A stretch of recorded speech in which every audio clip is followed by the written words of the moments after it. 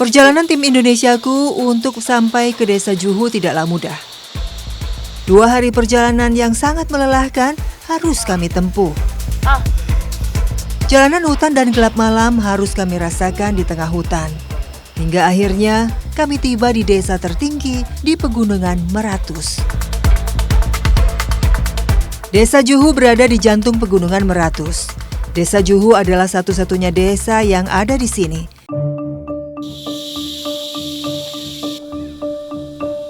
Di daerah terpencil seperti ini, ada 64 kepala keluarga yang tinggal dan bermukim. Jumlah penduduknya 150 jiwa. Di sini warga desa Juhu seperti keluarga.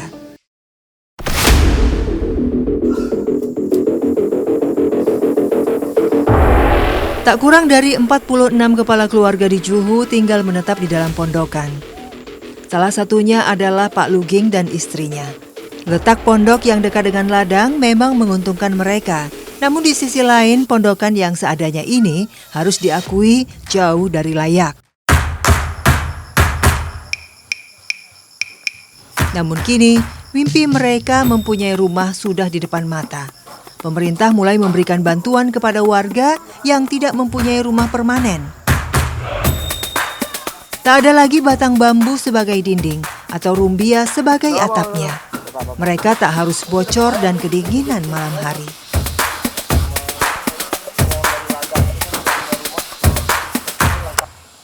Satu lagi, warga juga kini hidup bertetangga.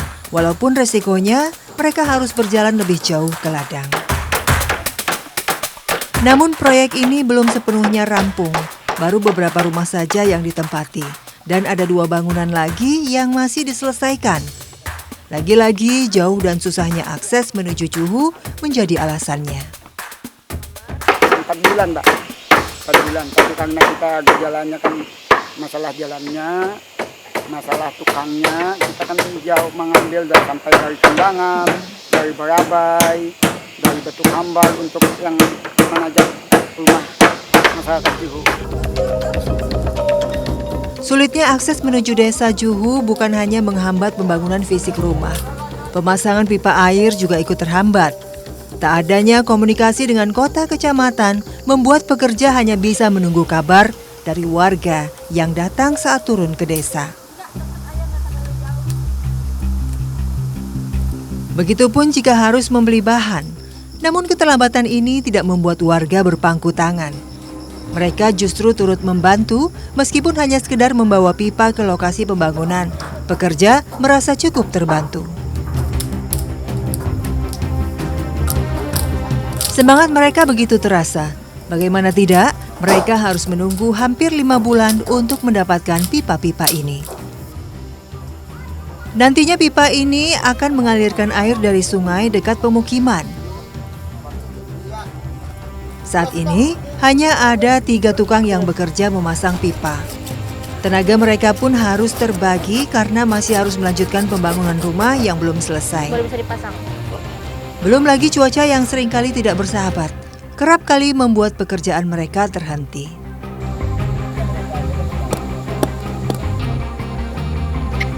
Sudah. Ya, ini adalah kelebihan dari perumahan baru ini. Warga akan mendapatkan sumber air bersih langsung ke rumah masing-masing. Jadi mereka tidak harus jalan jauh ke sungai untuk mandi, cuci, kakus. Tapi ini katanya paling lama proses pengerjaannya. Kenapa tuh, Pak? Gara-garanya kan karena kita kondisi membawa logistiknya terlalu lama. Proses jalan antara Desa Atiran menuju arah Juhu itu terlalu jauh. Karena nggak ada yang namanya transportasi, yang namanya ojek, cuma memakai ojek bahu.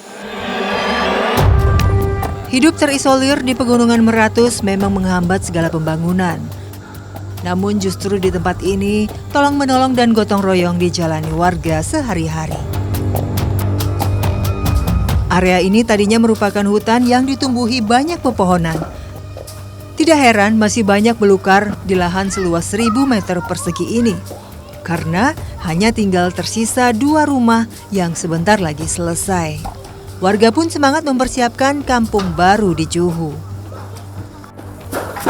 Ya, kegiatan gotong royong ini merupakan rasa syukur dan bentuk senang yang dirasakan warga karena mendapatkan bantuan rumah gratis. Meskipun dari 64 kepala keluarga hanya 49 yang mendapatkan bantuan, tapi seluruh warga di desa turut merasakan senang.